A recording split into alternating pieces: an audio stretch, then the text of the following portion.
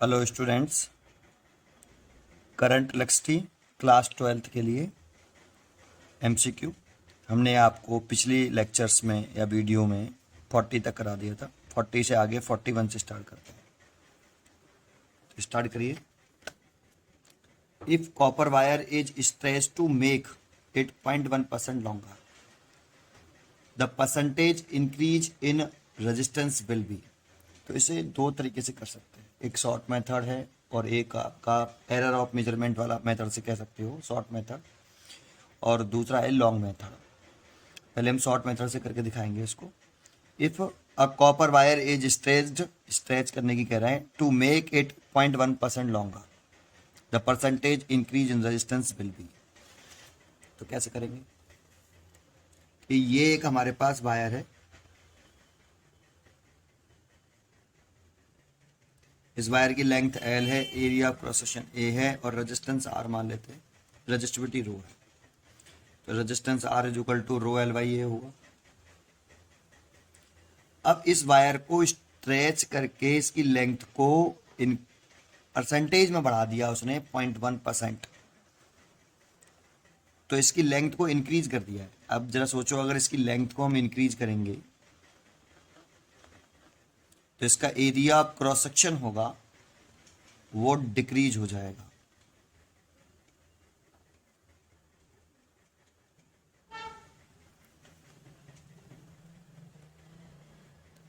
But क्या change नहीं होगा वायर को स्ट्रेच करने से? वायर को स्ट्रेच करने से वायर का मास चेंज नहीं होगा, डेंसिटी मटेरियल नहीं चेंज होगा, इसीलिए डेंसिटी चेंज नहीं होगी, और रेजिस्टिविटी रो, डेंसिटी को डी से लिख लेता हूं यहां पे, मास को एम, ये चेंज नहीं होंगे।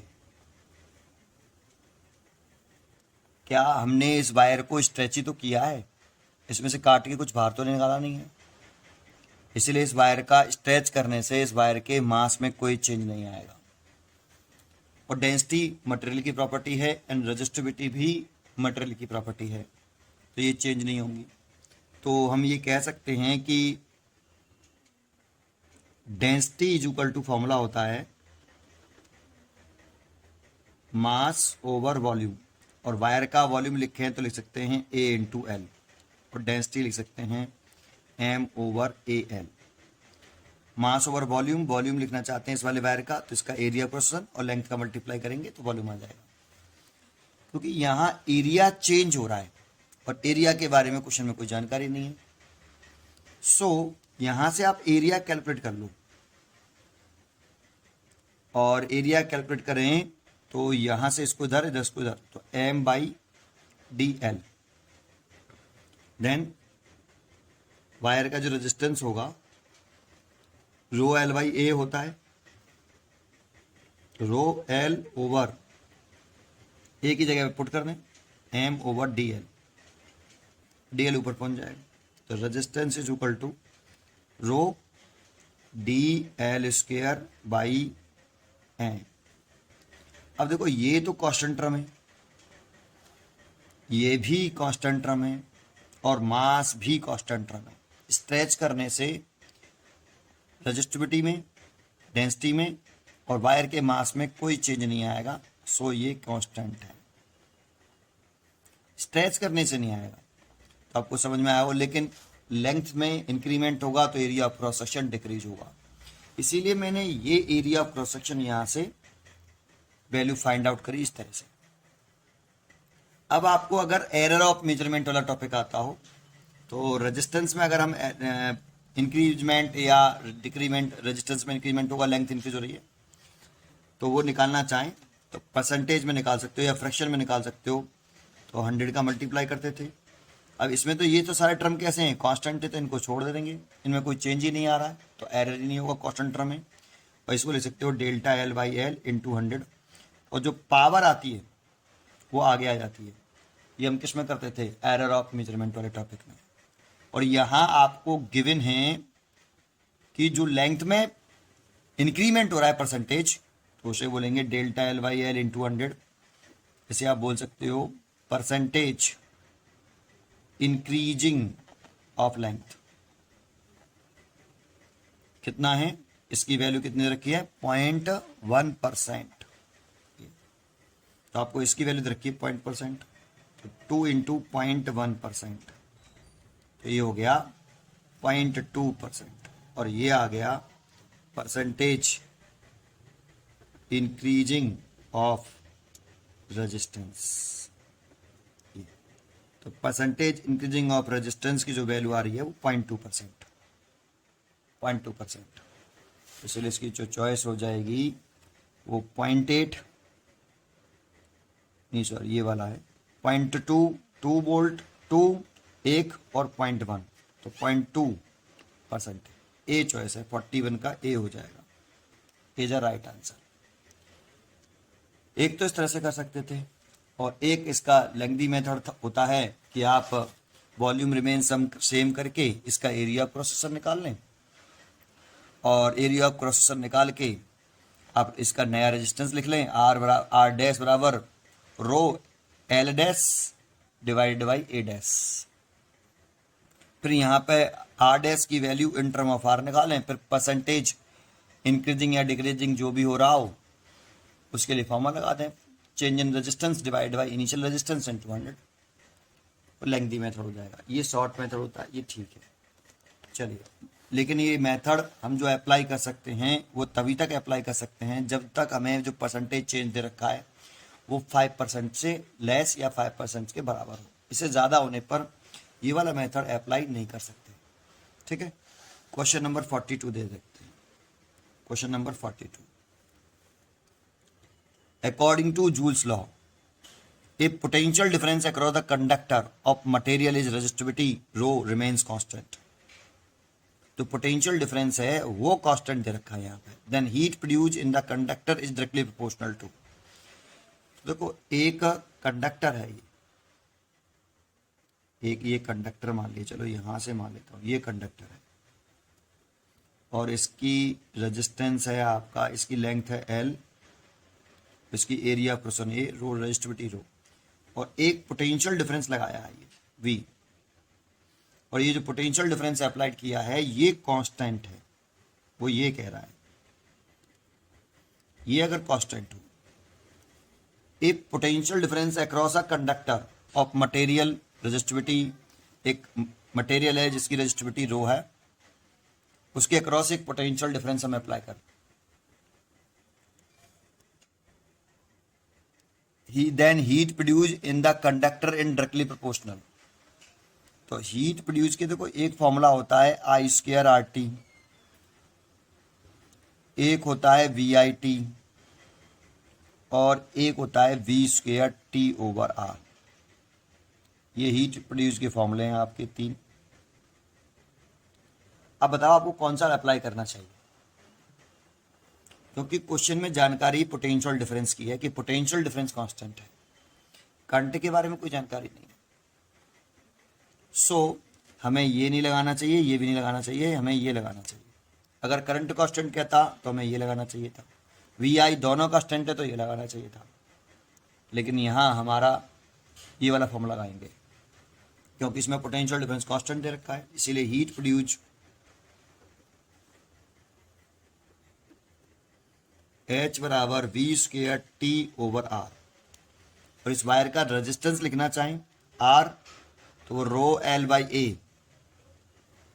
तो R की वैल्यू पुट कर सकते हैं V²T/R, R की वैल्यू है रो L/A, ये H। तो H का हीट प्रोड्यूस का वो रिलेशन पूछ रहा है रेजिस्टिविटी के साथ, तो heat produce is inversely proportional to resistivity. या आप ऐसे लिख सकते हो that is H is directly proportional to rho -1। तो चॉइस चेक करते हैं, 1/रो ये दे रखी है चॉइस, ये और ये C choice is a correct choice. तो 42 का C is a correct answer. ठीक है, 43 देखते हैं। 43 क्वेश्चन क्या है,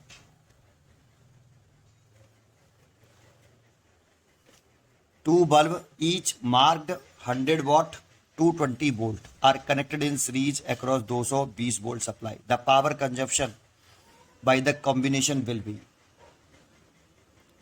तो 2 बल्ब हैं, ईच मार्क्ड 100 वॉट और 220 वोल्ट। देखो एक होता है रेटेड और एक होता है सर्किट से कितना सप्लाई किया है। तो ये रेटेड है, बल्ब के ऊपर लिखा हुआ, तो फॉर बल्ब लिखे हैं पहले। तो एक बल्ब हमारे पास ये है, अभी इसे किसी सर्किट से नहीं जोड़ा, और एक बल्ब हमने ये रहा हमारे। तो आपने देखो जब मार्केट से हम बल्ब खरीद के लेके आते हैं तो उसके ऊपर कितने वोल्ट का है और कितनी पावर का बल्ब है।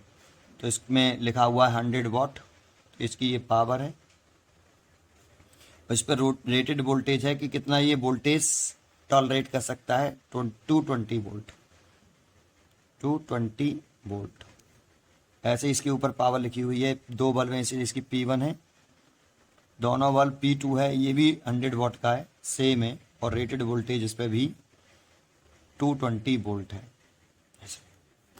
जान तो इससे इसकी पावर दे रखी है बल्ब की, इस पर रेटेड 220 वोल्ट है, तो इससे इस बल्ब का वायर जो उसमें टंगस्टन फिलामेंट लगा होता है उसका रेजिस्टेंस कैलकुलेट कर सकते हैं।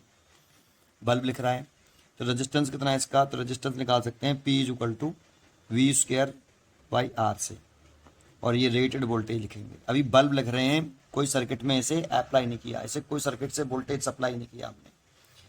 ऐसे ही ये P1 और ऐसे ही ये P2, तो सेम है, रेटेड वोल्टेज भी सेम है, और आपका ऐसे लिख सकते हो आप इसको, इसका रेजिस्टेंस भी सेम होगा। या लिख लेते हैं ये R1 ये R2, तो यहाँ से R1 निकाल सकते हो आप, V रेटेड का स्क्वायर डिवाइड बाई P1, और R2 निकाल सकते हो V रेटेड का स्क्वायर डिवाइड बाई P2। ऐसे अब ये दोनों बल्ब किस में कनेक्टेड हैं, अब सर्किट की बात कर रहे हैं। सर्किट, ये दोनों बल्ब जो हैं सीरीज में कनेक्ट करने की कह रहा है। कितने वोल्ट से कनेक्ट करने की कह रहा है, 220 वोल्ट सप्लाई सीरीज में। ये दोनों बल्ब हमने अब सीरीज में लगा दिए। इसका रेजिस्टेंस R1 है और ये दूसरा बल्ब है, इसका रेजिस्टेंस R2 है, और एक सीरीज में लगा दिए, तो करंट सेम फ्लो करेगी। अब कितने वोल्ट से लगाया है, V=220 वोल्ट से, तो करंट सेम फ्लो करेगी ऐसे सीरीज में। क्या पूछ रहा था, power consumed by the combination will be, power consumed पूछ रहा है कितनी होगी कॉम्बिनेशन वाले केस में। तो देखो इसको मान लो कि ये दोनों का सीरीज कॉम्बिनेशन करके इक्विवेलेंट रेजिस्टेंस निकाल लिया आपने, इक्विवेलेंट रेजिस्टेंस निकाल लिया, ये सीरीज कॉम्बिनेशन करके इक्विवेलेंट रेजिस्टेंस आया R इक्विवेलेंट। ठीक है, तो आप लिख सकते हो सीरीज कॉम्बिनेशन में R1 R= कितना होगा, R1 + R2।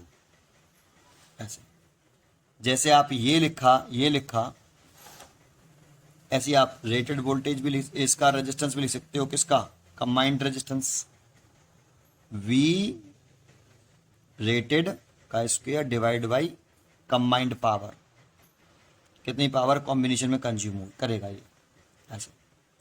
तो आप लिख सकते हो इस जगह पर R की वैल्यू V रेटेड का स्क्वायर डिवाइड बाई P, और V1 की लिख सकते हो V रेटेड का स्क्वायर डिवाइड बाई P1, और इसके ऊपर लिख सकते हो V रेटेड पावर P2। तो यहाँ से देखो V रेटेड से V रेटेड कट जाएगा, तो 1/P=1/P1 + 1/P2।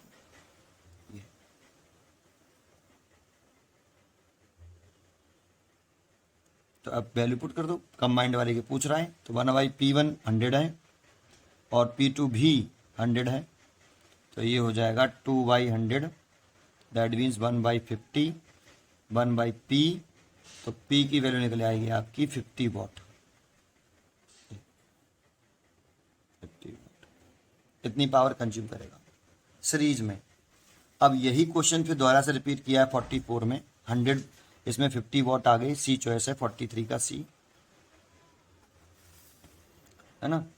अब क्वेश्चन नंबर 44 में 2 बल्ब ईच मार्क्ड 100 वॉट और 220 volt are connected in parallel, the power consumed in the combination will be. Same question है, तो देखो पैरेलल कॉम्बिनेशन में 44 इक्विवेलेंट रेजिस्टेंस ये होता है। अब इसकी वैल्यू भी पुट करो, 1/1 V रेटेड का square divide by P, 1 over V rated का square divide by P1 plus 1 over V rated का स्क्वायर डिवाइड बाई P2, ये ऊपर पहुंच जाएगा। P और वो ये वाला कैंसिल हो जाएंगे, कॉमन लेके नहीं, तो P इज इक्वल टू आ जाएगा P1 प्लस P2। तो ये 100 वॉट है और ये भी 100 वॉट है, तो ये 200 वॉट, ठीक है, इतनी पावर कंज्यूम करेगा। इसका जो चॉइस होनी चाहिए 44 का ए, 44 का ए आंसर 200 वॉट। 45 पढ़िए, क्वेश्चन नंबर 45। क्वेश्चन नंबर 45 क्या देख रहे हो, देखो क्या कहता है 45। अब 5 degree Celsius rise in temperature is observed in a conductor by passing current. If current is double, the rise in temperature of the conductor will be nearly.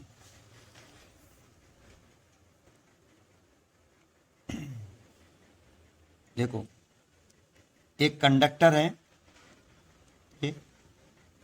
जब इस कंडक्टर में कितनी करंट पास करते हैं हम, आई, तो कितना राइज इन टेम्परेचर होता है, डेल्टा थीटा 1, ये राइज इन टेम्परेचर है, ये कितना होता है 5 डिग्री सेल्सियस, ठीक है। अब इसी कंडक्टर में अगर हम करंट को क्या कर दें, डबल कर दें, कंडक्टर यही है और हमने करंट को डबल कर दिया 2i, कंडक्टर यही, कंडक्टर में इसी कंडक्टर में हमने करंट डबल कर दी, तो वो आपसे पूछ रहा है कि rise in temperature delta theta 2 कितना हो जाएगा, राइज इन टेम्परेचर पूछ रहा है, ये कैलकुलेट करना है। लेट कर लो, ये I1 बराबर आई है, तो I2 बराबर कितना हो जाएगा 2i, ठीक है। तो देखो एक फॉर्मूला होता है heat energy, heat produce I² RT, और एक हीट प्रोड्यूस का फॉर्मूला होता है MS डेल्टा थीटा। यहाँ M मास होता है, S स्पेसिफिक हीट होती है और delta theta rise in temperature. M mass है, S specific heat, specific heat, और delta theta rise in temperature है। तो आप इन दोनों एचओ को इक्वल कर सकते हो, तो लिख सकते हो I² RT is equal to MS delta theta. ये तो फर्स्ट केस हो गया, थीटा 1 लिख देते हैं और करंट I1 लिख लेते हैं। सेकंड केस में लिखना चाहें तो करंट डबल कर दी, I2 का square RT is equal to MS, conductor वही है इसीलिए उसकी स्पेसिफिक हीट वही रहेगी और मास भी वही रहेगा। राइज इन टेम्परेचर चेंज हो गया क्योंकि करंट चेंज हो रही है, ये सेकंड केस। अगर हमें डिवाइड कर दें इसका, सेकंड डिवाइड बाई फर्स्ट, तो I2 का स्क्वायर RT ओवर I1 का square RT is equal to MS delta theta 2 over MS delta theta 1। ये तो कैंसिल हो गया और ये कैंसिल हो गया। I2 की वैल्यू 2i, तो 2i का स्क्वायर करेंगे तो 4i² ओवर I², और ये डेल्टा थीटा 2 और ये रखा है 5 डिग्री सेल्सियस, इससे आई से आई कट गया, इसका से मल्टीप्लाई करें तो राइज इन टेम्परेचर जो होगा वो 20 डिग्री सेल्सियस हो जाएगा, 20 डिग्री सेल्सियस। तो चेक करते हैं 45 का B choice is correct answer, 45 B is correct answer. 46 देखते हैं अगला question 46। A student measure the terminal potential difference V of cell E, MFE or interrelations small r, the function of I flowing through it, the slope and intercept of the graph between V and I, then respective equal to।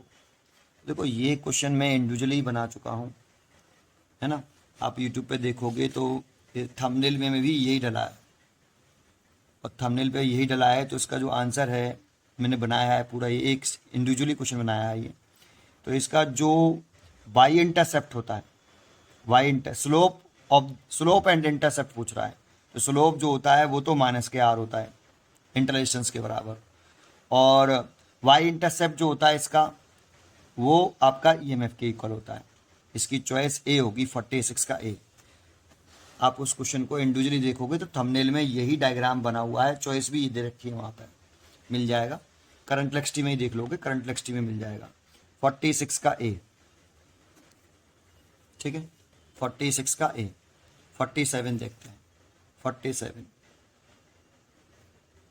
Question number 47 देखिए, see electrical circuit shown figure, which one of the following is correct equation for it. इसमें से कौन सी equation correct है? तो आपको Kirchhoff's law apply करना आता है, सेकंड किरचॉफ्स वोल्टेज लॉ या किरचॉफ सेकंड लॉ। अगर वो अप्लाई करना आता है तो देखो इसमें E2 और E1 है, तो E1 E2 इसमें, तो इस वाले लूप में अप्लाई किया गया ये। इसमें केवल E2 ही E2 है, तो ये आपका ऊपर वाले लूप में, इस वाले में अप्लाई किया गया है। और इसमें E1 ही E1 है, तो ये ऊपर वाले में अप्लाई किया गया है ऐसे। और इसमें भी E1 ही है, तो ये भी ऊपर वाले में अप्लाई किया गया है। तो हमें 3 बार किरचॉफ्स लॉ अप्लाई करके देखना पड़ेगा, तभी चॉइस मालूम पड़ पाएगी कौन सी चॉइस करेक्ट है। अब आपको अगर अप्लाई करना आता होगा किरचॉफ्स लॉ तो आएगा, अदरवाइज नहीं आएगा, ठीक है। क्वेश्चन नंबर 47 देखते हैं। तो 47 में मैं आपको सर्किट डायग्राम बना देता हूँ, पहले सर्किट डायग्राम बना देता हूँ पहले, फिर आप अप्लाई करना देखेंगे, ठीक है। पहले मैं बना लेता हूँ बेटा। ये यहाँ एक रेजिस्टेंस बना रखा है उसने R, एक सेल बना रखा है इसका EMF E1 है, और एक यहाँ ये इंटर रेजिस्टेंस सेल का अलग से दूर कितना कर दिया है, पास में होना चाहिए सेल का इंटर रेजिस्टेंस, चलो ऐसे बनाया तो चिन्ह देता हूँ। फिर एक ये इंटर रेजिस्टेंस बना रखा है R2, और यहाँ एक सेल बना रखा है E2 इस तरीके से, और यहाँ पॉइंट डाल रखा है A, यहाँ डाला है B, यहाँ डाला है C, यहाँ D, यहाँ P और ये Q। इसमें से करंट निकाली है इसने I1, और इसमें से करंट निकाली है इसने, पॉजिटिव टर्मिनल से करंट निकालता है I2। ये इधर से I2 आ रहा है, ये I2 इधर से I1, दोनों मीट करके इधर चले जाएगा I1 प्लस I2 ऐसे। ये I1 प्लस ये I2, यहाँ तक आया I1 प्लस I2। किसी सेल के पॉजिटिव टर्मिनल से जितनी करंट लीव करती है नेगेटिव में उतनी ही एंटर करती है, सो यहाँ से इधर की तरफ आएगा I2, और इधर की तरफ चला जाएगा आपका, सॉरी इधर आएगा I1, इसके पॉजिटिव टर्मिनल से I1 लीव किए इसलिए I1 आएगा, और इधर आ जाएगा I2, इसके पॉजिटिव टर्मिनल से I2 लीव किए तो इसके नेगेटिव टर्मिनल में I2 ही एंटर करनी चाहिए। जितनी पॉजिटिव टर्मिनल से करंट लीव करती है नेगेटिव टर्मिनल में उतनी ही एंटर करनी चाहिए, ठीक है। अब देखो इसने पहला जो है लगाया है E2 और E1 दोनों इंक्लूड हैं पहली चॉइस में, तो E2 और E1 दोनों इंक्लूड हैं, दैट मीन्स इस वाले लूप में लगाया है। तो क्लोज्ड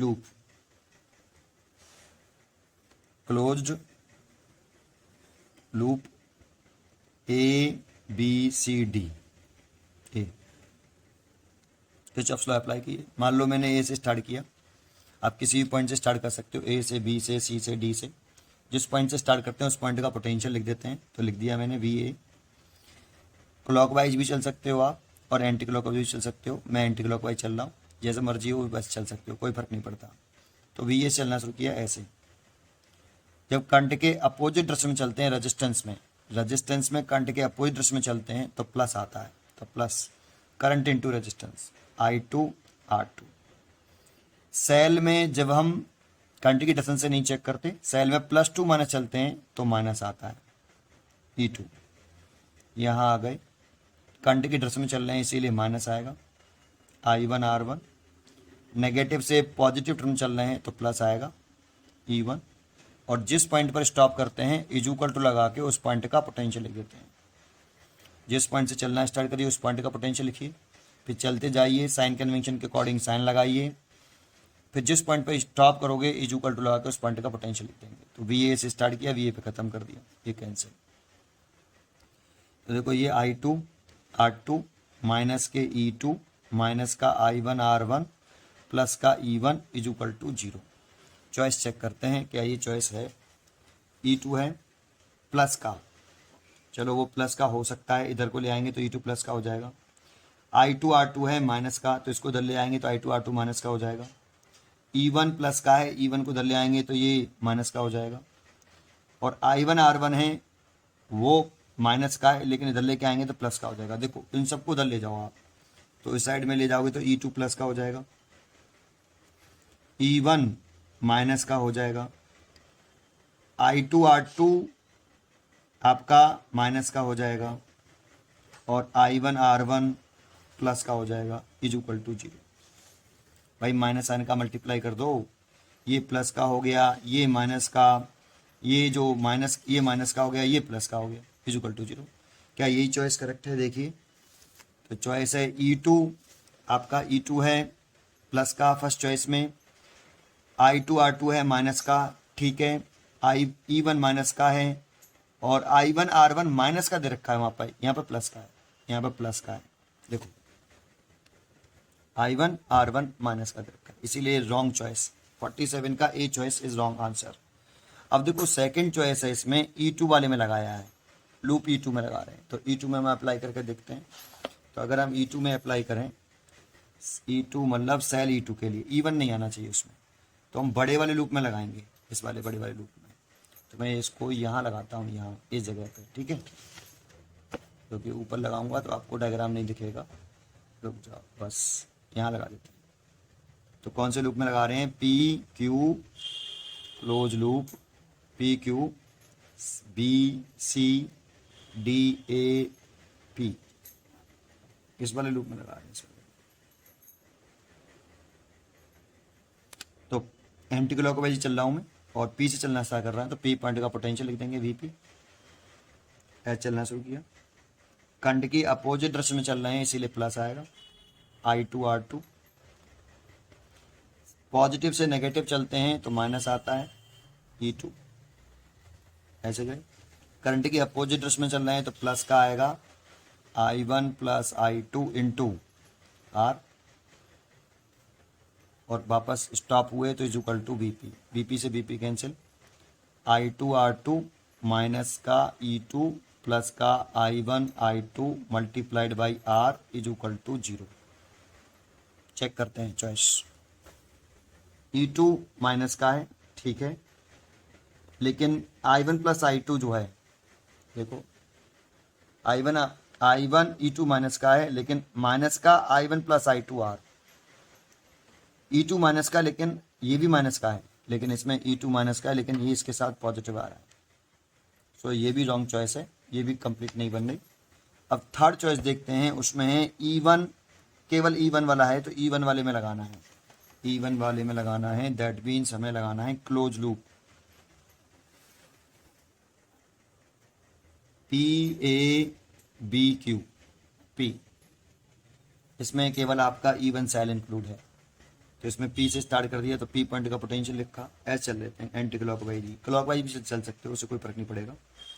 तो +2 माइनस चल रहे हैं, इसीलिए माइनस आएगा, E1 करंट के अपोजिट डायरेक्शन में चल रहे हैं, तो प्लस I1 R1, ऐसे है, करंट के अपोजिट डायरेक्शन में चल रहे हैं तो प्लस I1 I2 और R,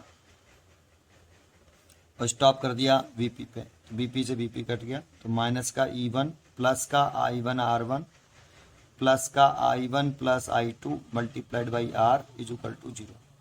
चॉइस देखते हैं, इसकी जो चॉइस है E1 प्लस का, E1 माइनस का, I1 प्लस I2 माइनस का, अब देखो ये प्लस का है, और I1 R1 प्लस का है। देखो एक चीज देख लो बस, केवल एक ये देख लो आप कि E1 माइनस का और I1 R1 प्लस का, E1 प्लस का है और I1 R1 जो है वो भी प्लस का है, दोनों प्लस प्लस के हैं, E1 भी प्लस का और I1 R1 भी प्लस का, लेकिन यहाँ एक माइनस का एक प्लस का है।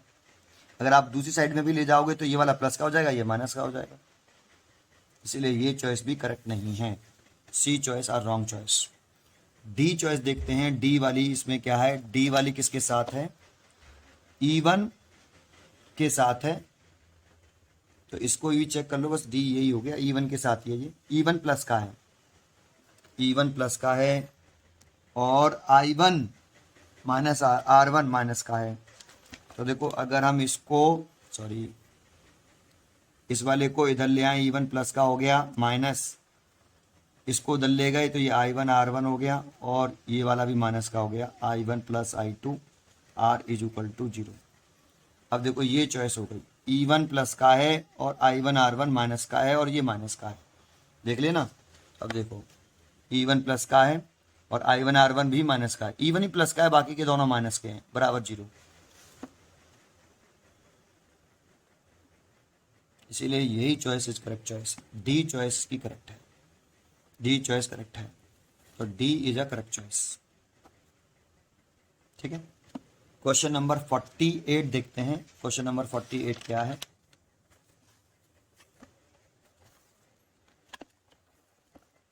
अच्छा क्वेश्चन है 48।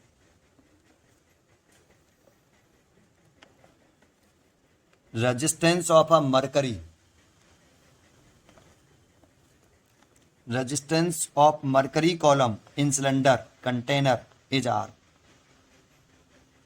This mercury is poured into another cylinder container with half radius of cross section. यही वाली जो मरकरी पहले सिलेंडर में भरी थी उसी मरकरी को हमने दूसरे सिलेंडर में भर लिया है जिसका रेडियस हाफ है। The resistance of other mercury column will be, question पढ़ लिया, चॉइस रखी R, 4R, 16R और R/4। तो कैसे करेंगे? देखो मेरे पास एक पहले कॉलम था, मतलब एक वेसल है ये, और इसका जो ये रेडियस है, ये रेडियस R है, R, तो इसका एरिया ऑफ क्रॉस सेक्शन हो जाएगा A πr²। और इसमें आपका ये मरकरी भरा हुआ है, मान लो लेट कर लेते हैं कितनी लेंथ तक भरा हुआ है, तो इसकी L लेंथ में आपका मरकरी भरा हुआ है और इसका रेजिस्टेंस है R। तो रेजिस्टेंस इज इक्वल टू होता है rho L by area of cross section, rho L by πr²। ये फर्स्ट हो गया। अब आपने क्या किया है कि एक अंडर वेसल लिया है और उसकी रेडियस को आधा कर दिया है, उसकी रेडियस को आधा कर दिया है आपने। एक अंडर वेसल लिया, उसकी रेडियस आधी कर दी। अगर रेडियस आधा कर दोगे तो एरिया ऑफ क्रॉस सेक्शन जो होगा A2, वो पाई रेडियस आधी कर दी तो R/2 का होल स्क्वायर, तो πr²/4। तो इसमें अब उसी लिक्विड को पूरे को भराया क्या छोड़ दिया है, तो जितना पूरा लिक्विड इसमें डाल दिया है और पूरा लिक्विड डाल देंगे इसमें, रेडियस कम करेंगे तो इसकी लेंथ बढ़ जाएगी, एरिया पोर्शन घटाए तो लेंथ बढ़ेगी, है ना। तो इसकी नई लेंथ L', बट वॉल्यूम कैसा रहेगा? सेम रहेगा। तो वॉल्यूम रिमेन सेम, तो इसका initial volume A × L initial volume, और नया वॉल्यूम A' के लेते हैं, चलो A' और ये L', रिमेन सेम। तो A तो कितना है आपका πr² है और ये L है, A' हो गया है πr²/4, L' पता नहीं, तो यहाँ से आप इसे कैंसिल कर सकते हो, तो L' आ गया है 4L।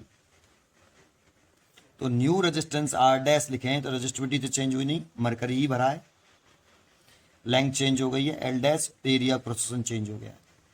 तो रेजिस्टिविटी सेम, लेंथ हो गई 4L मरकरी की और एरिया प्रोसेसन हो गया 5r²/4। तो 4 ऊपर पहुंच जाएगा तो 16 रो L/πr²। ठीक है, और इसकी जगह पर आप देखो क्या लिख सकते हो, इसकी जगह पर आप लिख सकते हो रो, इसकी जगह पर आप लिख सकते हो L, और R लिख सकते हो तो इसकी जगह पर R लिख दो, तो 16R। तो नया रेजिस्टेंस जो आया वो 16R, ये आंसर हो गया। तो 48 का देखते हैं कौन सी चॉइस है। 48 की C choice is correct answer, C is a correct answer. 49 देखिए, a current is passed a battery constant voltage, important है, देखो इस पर भी ध्यान दिया करो, जैसे उसने वर्ड यूज किया कांस्टेंट वोल्टेज, है ना, through germanium wire at room temperature. Germanium जो होता है वो सेमीकंडक्टर होता है। Now the temperature of germanium wire is decreased.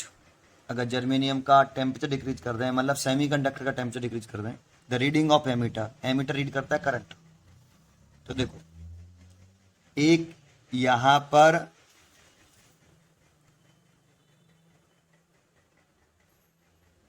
एक current pass to the battery, ये डायग्राम दे रखा है देखो।